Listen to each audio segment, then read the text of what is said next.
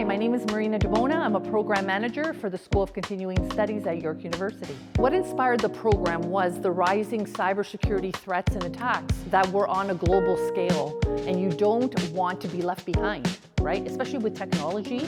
Nowadays, it's disrupting so many different industries, right? So it's really important to kind of stay on the ball. And so what we did is we saw a way to bridge a gap between IT and information security. Students can tackle real-world challenges because we are going to provide them with an opportunity to have hands-on labs. Also, we will give them access to lots of case studies.